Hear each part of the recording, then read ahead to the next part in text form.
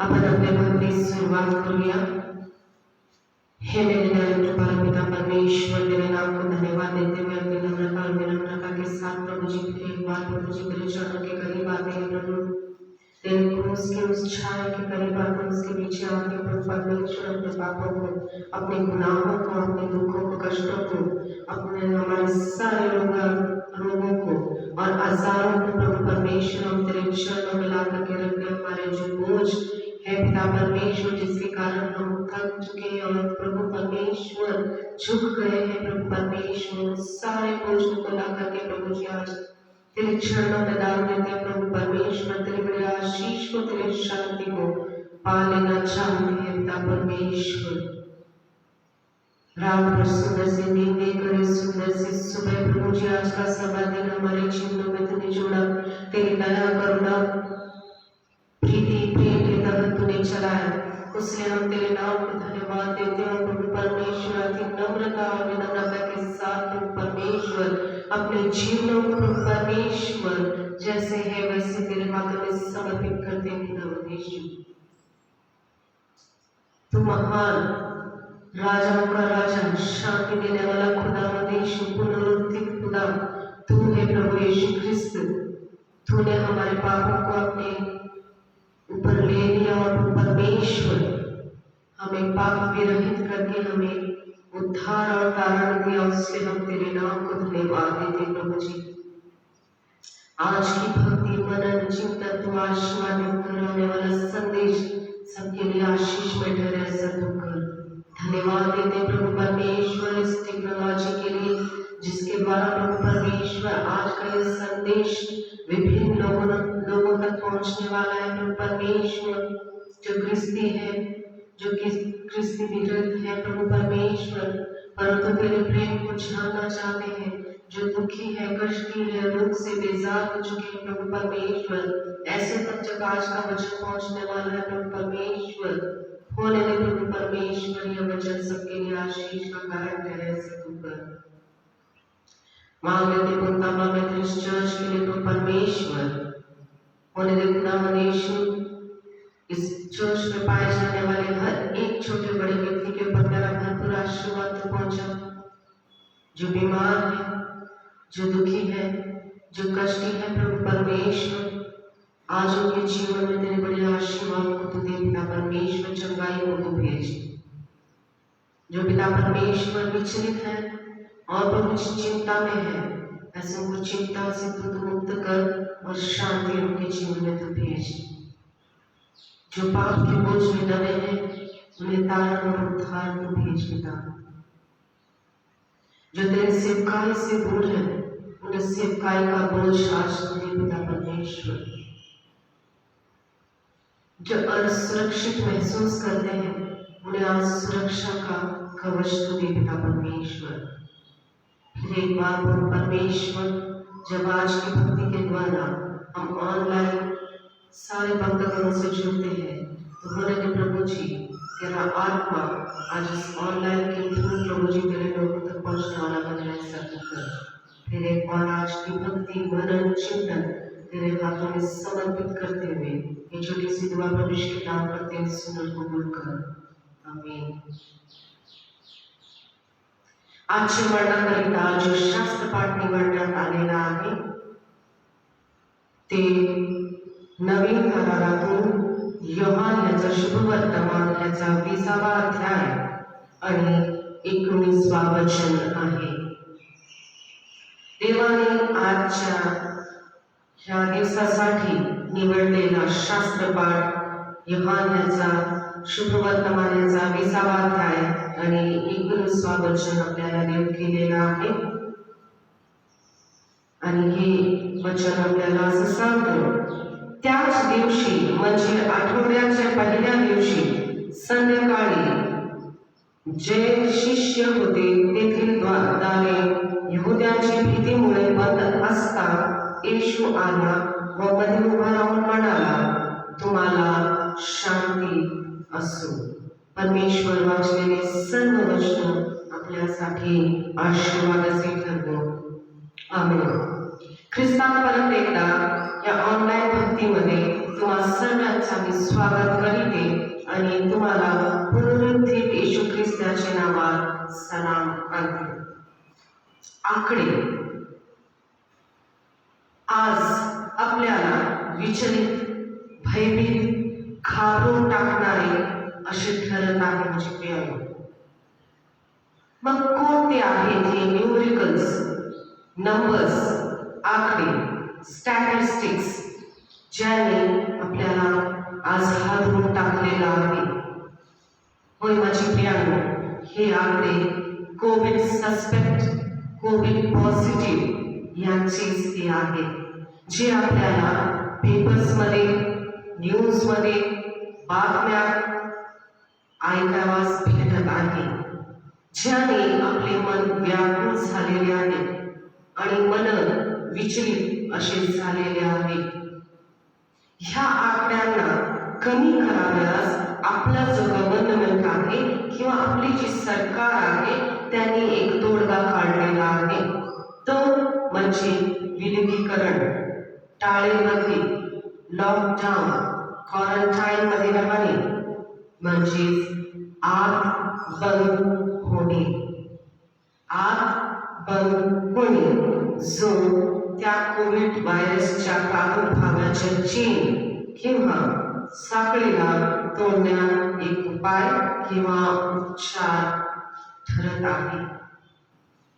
म्हणून जी norms, regulations, आज्ञा किंवा बंदी आपल्याला सरकारने लावलेली आहे ती आपल्या चांगल्याकरिताच आहे. आणि जेव्हा आपण आज्ञाची अंमलबजावणी करू तेव्हाच आपण जाणून घेणार आहोत की हा नियम आपल्यासाठी व आपल्यासाठी किंवा इतरांसाठी किती लाभदायक आणि हितकारी ठरणार आहे. प्रत्येक परिस्थितीत विषम, प्रतिकूल असो किंवा चांगल्या व आनंदाची परिस्थिती असो आपल्याला नवीन एक्सपिरियन्स किंवा अनुभव देव शिकवत असतो आणि आपल्याला देत असतो.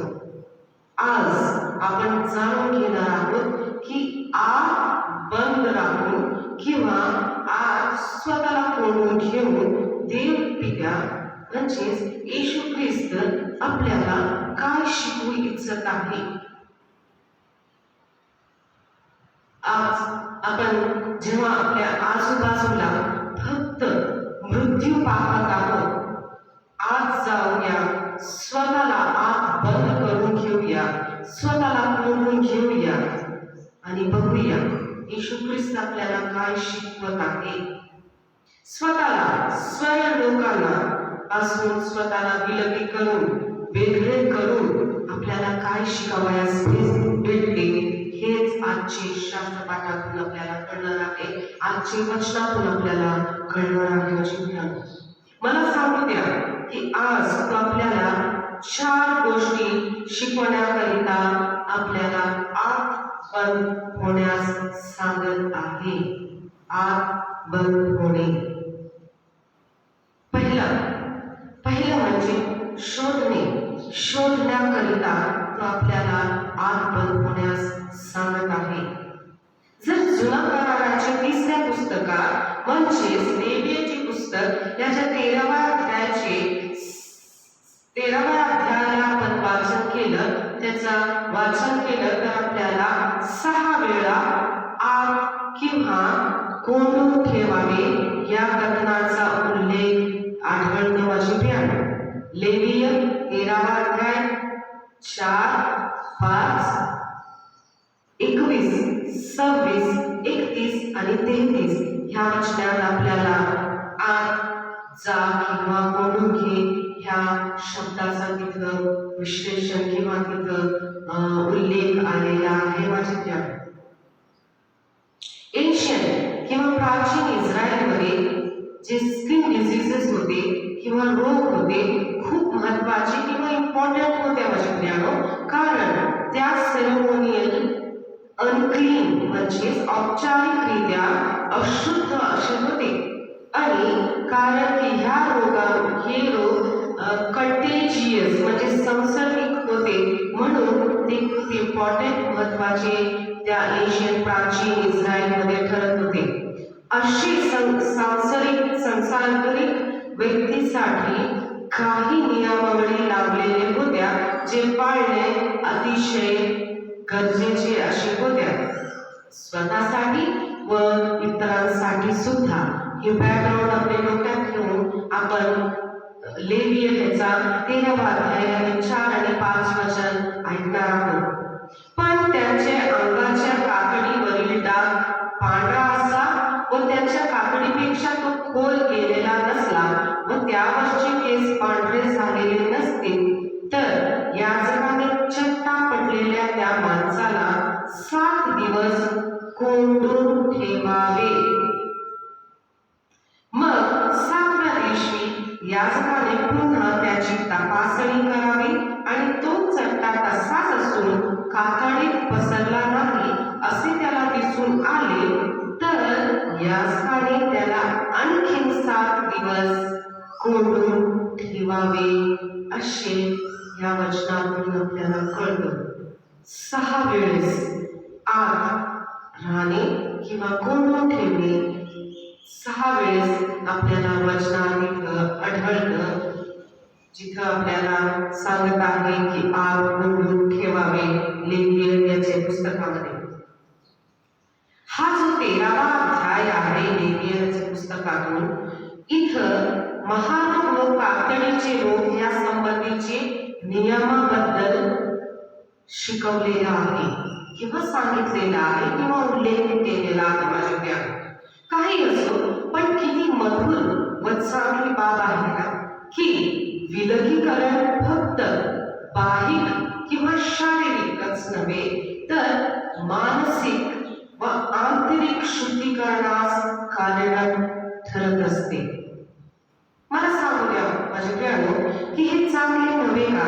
आज जर आम्ही आपले प्रभू बरोबर याजकाबरोबर कोंडले जावे किंवा आत बंद असावे, जिथे आपला प्रभू आणि आपले याजक आपले कोणाला आणि आपले पापांना शोधून काढतील, जिथं राहून आपल्याला परमेश्वर आम्हाला शोधून काढेल.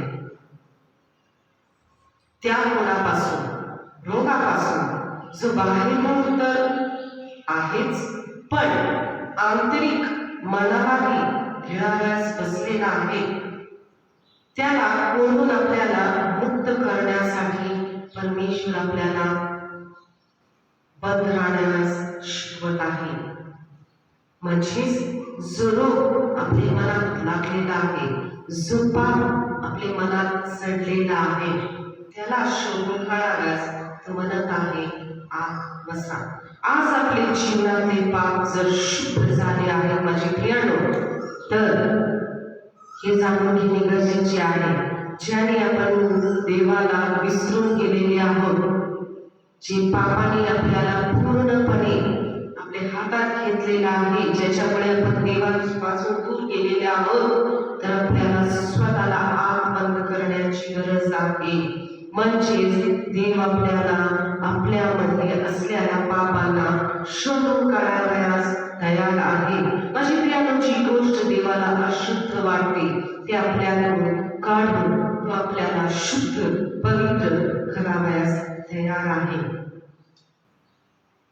म्हणजेच तो आपल्याला शोधून काढावयास तयार आहे. पहिली बाब, जेव्हा आपण स्वतःला आत बंद करत असतो, कोंडत असतो, तेव्हा परमेश्वर आपल्यातले सर्व पाप शोधून काढून आम्ही जे आहोत ते शोधून त्याच्या सेवेसाठी सज्ज करत असतो माझे प्रियानो. दुसरी बाब, आत बंद होणे म्हणजे आपल्याला उद्धाराच्या मार्गावर घेऊन जाणे, तारणाच्या मार्गावर घेऊन जाणे. उत्पत्ती याचा 6वा अध्याय आणि 16व्या वचनात असं लिहिलेलं आहे, परमेश्वराने त्याला आत बंद केले. कुणाला? नोहाला आणि त्याचे कुटुंबाला आणि इतर प्राण्यांना परमेश्वराने त्याला आत बंद केले असं उत्पत्ती ह्याचा 7वा अध्याय आणि 16वा वचन सांगत आहे. परमेश्वराने प्रथमतः नोहाला बोलाविले आणि सांगितले, तू आपले सगळ्या कुटुंबासह तारवात चल. मग जेव्हा नोहाने देवाची आज्ञा पाळली आणि तो आत तारवात गेला, त्याला कळाले तो देवासहित त्या तारवात बंद झालेला आहे. माझ्या प्रियानो, नोहा कोण होता? नोहा एक सात्विक, नीतिमान, धार्मिक व्यक्ती होता आणि त्याच्या काळात जग हे पापाचे आहारी गेले होते आणि विभिन्न प्रकारचे पाप तिथं होते. आणि म्हणून देवाने पाहिलं की पाप वाढलेला आहे. म्हणून देवाने काय केलेलं आहे? परमेश्वर पित्याने, देव पित्याने या धार्मिक व्यक्तीला म्हणजेच नोहाला सांगितलेलं आहे की तू आत बंद हो आपल्या कुटुंबासह. कशात? तारवात. कारण की खूप लवकर तो जगाचा न्याय करणार होता. 40 दिवस आणि 40 वर्ष तो काय 40 दिवस काय करणार होता? पाऊस तो पाडणार होता. माझ्या प्रियानो, आणि त्याच्यासाठी त्याने काय सांगितलेलं आहे? स्वतःला वाचवून घेण्यासाठी तू काय कर? आत तारवात बंद हो. माझी प्रियानो, जेव्हा नोहा तारवात आपले कुटुंबासह आणि इतर प्राणी पक्षीसह जेव्हा तो बंद झालेला आहे, त्याला ही जाणीव झाली आहे की तो खरोखरच त्या तारवात देवाबरोबर अगदी सुरक्षित आहे आणि त्याचा उद्धार, तारण झालेला येथे आपल्यास बघायलाच भेटतं. त्याला तिथं ठार प्राप्त झालेला आहे. माझ्या प्रियानो, म्हणजे सुटका त्याला भेटलेली आहे. ते न्यायापासून, जो न्याय त्या पूर्ण पृथ्वीवर होणार होता, जी शिक्षा त्या पूर्ण पृथ्वीला भेटणार होती, त्या शिक्षापासून त्याची सुटका झालेली इथं आपल्याला कळून येतं. मग आज आपण जो ख्रिस्ती लोक आहोत, आपण सुद्धा देवामध्ये आहोत. तर सात्विकता, नीतिमान राहून, आणि जर नीतिमान आहोत तर तेवढेच आपण सुरक्षित आहोत जेवढं नोहा सुरक्षित होता त्या तारवामध्ये.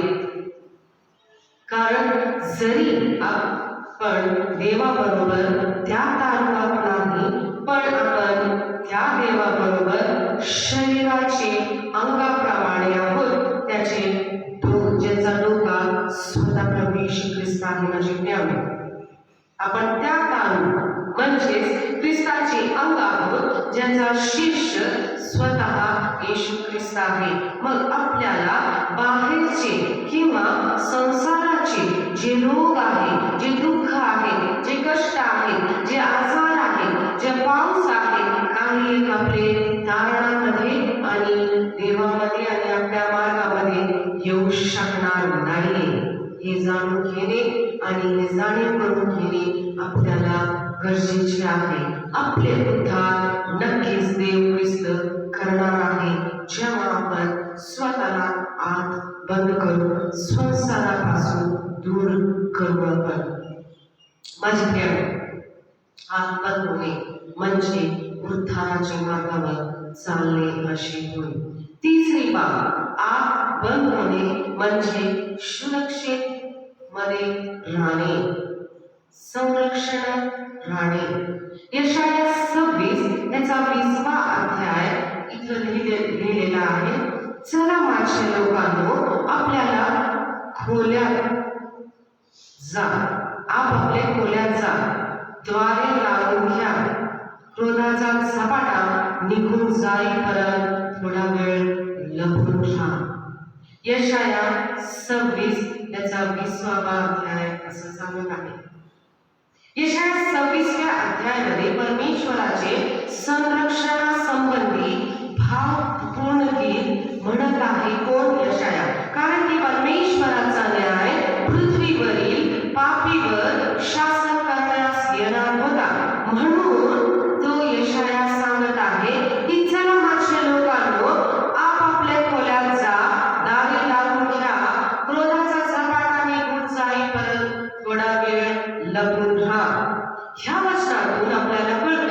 की परमेश्वर लोकांना न्याय व धोक्यापासून वाचवण्याकरिता संरक्षण देण्याकरिता लोकांबरोबर जुळत आहे. येथे 3 आदेश दिलेले आहेत माझे प्रियांनो. पहिला, जा. दुसरं, दारे लावून घ्या. दारे लावणे म्हणजे बंद करणे. व तिसरा, लपणे. जा, दारे लावणे म्हणजे बंद करणे व लपणे, ही 3 गोष्ट आपल्याला इथं आज्ञा पालन करायची आहे. आत जाणे म्हणजे काय? आत जाणे म्हणजे प्रवेश करणे. कोणत्याही गोष्टीत विश्वासात बनून राहणे किंवा टिकून राहणे म्हणजेच आत जाणे. आणि एका जाणून बुजून केलेल्या काराबद्दल बोलणे म्हणजेच आत प्रवेश करणे. दुसरी जी बाब आहे बंद, याचा अर्थ आहे ज्या स्थानात प्रवेश केले आहोत आपण त्या बंद होऊन जाणे. प्रवेश करणे आणि दुसरी बाब जी आहे त्या गोष्टी बंद होणे, स्वतःला बंद करणे म्हणजे स्वतःला देणे. स्वतःला देणे म्हणजेच ही क्रिया जाणून बुजून केलेली एक क्रिया अशी असणार आहे. तिसरी गोष्ट लपून राहणे म्हणजे अंधकार अर्थात लपणे, ज्यात आपण दिसूनच येणार नाही. आणि कुणाला दिसून येणार नाही? आपल्याला खोल्या लपून राहण्याचे आहे. हा तो ठिकाण आहे जिथं आपण देवाचे उपस्थिती लपलेले आहोत माझे प्रियांनो. यहोवा आपला शरणस्थान आहे, ज्याच्यामुळे कोणताच शत्रू आपल्याला शोधून काढू शकणार नाही. कोणतीच बुराई आपल्यावर आक्रमण करू शकणार नाही.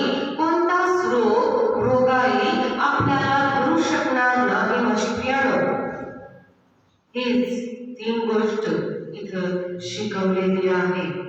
आत बंद होणे म्हणजे परमेश्वराचे शरणामध्ये जाणे, स्वतःला देणे. इतर दुःख जे आहे त्याच्यापासून आपल्याला परमेश्वर सुरक्षित करत आहे म्हणजेच आत राहणे. चौथी बाब जी आहे ती आहे सेवा, म्हणजेच आत राहणे किंवा आत ओढून घेणे म्हणजे सेवा. योहान याचा 20वा अध्याय आणि 19 वचनात असं सांगितलेलं आहे, त्याच दिवशी म्हणजे आठवड्याच्या पहिल्या दिवशी संध्याकाळी जेथे शिष्य होते तेथील दारे यहुद्यांच्या भीतीमुळे बंद असता येशू आला व मध्ये उभा राहून म्हणाला, तुम्हाला शांती असो. सेवा म्हणजे येशू ख्रिस्त, बंद असणे म्हणजे सेवा. ख्रिस्ती लोकांचा दर्शन सेवामध्येच आहे माझे प्रियांनो. आणि ख्रिस्ताबरोबर सेवेत असणे म्हणजेच त्याचे परिणामाला भोगणे. जेव्हा आपण येशू ख्रिस्तामध्ये एका खोलीत बंद असतो त्याची सेवा करत असतो. जेव्हा आपण सेवा करत असतो तर त्याचा परिणाम आपल्या जीवनात आनंद व शांती हे मिळत असते माझे प्रियांनो. म्हणजेच जेव्हा बंद असून आपल्याला भेटत असतात ते आहे आनंद व शांती ह्याचे. पवित्र आत्म्याद्वारे भरून देवाची जेव्हा आपण सेवा साक्षद्वारे करत असतो किंवा टेक्नॉलॉजी थ्रू करत असतो तेव्हा आपल्याला शांती व आनंद प्राप्त होत असते. आज कितीही प्रतिकूल परिस्थिती असो माझे प्रियांनो, आकडे, मृत्यू, रोगरोगाने, भयाने, भीतीने पसरलेले जो आज हे वातावरण आहे तो आपल्याला हे शिकवत आहे की आपल्याला नियम जी सरकारने लावून दिलेली आहे, जी शासनाने लावून दिलेली आहे, जी देवपित्याने लावून दिलेली आहे ते आपल्याला पाळणे गरजेचे आहे. म्हणजेच आज आपल्याला आत बंद होण्याची गरजेची आहे. कारण आजची गरज हीच आहे माझे ज्ञान. आणि आज जेव्हा पॅन्डेमिक पिरियड मध्ये आपण चालत आहोत आणि ह्या पिरियड मध्ये चालत असताना जेव्हा परत एकदा आपल्याला लॉकडाऊन म्हणजे टाळेबंदीमध्ये राहायचा आपल्याला जीवनात हा प्रसंग आलेला आहे किंवा आपल्याला होम क्वारंटाईन करण्यात आलेला आहे, आपल्याला आयसोलेट करण्यात आलेला आहे. आपण हॉस्पिटलमध्ये आहोत, आपण एकटे बंद आहोत, आपण दुःखी झालेले आहोत, आपण व्याकुळ झालेले आहोत, आपण भयभीत झालेले आहोत, आपण विचलित झालेले आहोत. हे सर्व गोष्टी हे जे नेगेटिव्ह कोनोटेशन्स आहेत यांना विसरून जाण्याची गरजेचे आहे. कारण की आत बंद होणे म्हणजेच परमेश्वर आपल्याला शोधत आहे. आपल्यातले सर्व पाप काढून तो आपल्या बरोबर वेळ घालवत आहे. पाप शोधून तो आपल्याला तारणाच्या मार्गावर घेऊन जात आहे. तो आपल्याला सुरक्षित संरक्षित ठेवत आहे. तो आपल्या समवेत असून आपल्या बरोबर असून आपल्याला शांती देऊ करत आहे. तो आपल्याला आनंद देत आहे. तो आपल्याला रोगमुक्त करत आहे. तो आपल्याला सेवेसाठी तयार करत आहे माझे प्रियानो. तर आज घाबरून जाऊ नका. जरी आज आपण मृत्यू आहोत, एकटे पडलेले आहोत, बंद झालेले आहोत, त्यातून परमेश्वर आपल्याला कसा उपयोग करून घेणार आहे ह्याच्याबद्दल विचार करा. आणि जो दुःख जो रोग आपल्या जीवनात आलेला आहे, जो आजार आपल्याला आपल्यापासून दूर केलेला आहे, त्याच्यात परमेश्वर आपल्याला काय शिकवत आहे हे जाणून घेण्यासाठी तत्पर राहा. कारण की येशू ख्रिस्त स्वतः येऊन म्हणत आहे तुम्हाला शांती असो, आणि तो आपल्याला शांती देण्यास तयार आहे. परमेश्वर आणि आपल्याला शांती आणि आनंद आणि रोगमुक्त करून हीच परमेश्वराच्या प्रार्थना करते. आमेन.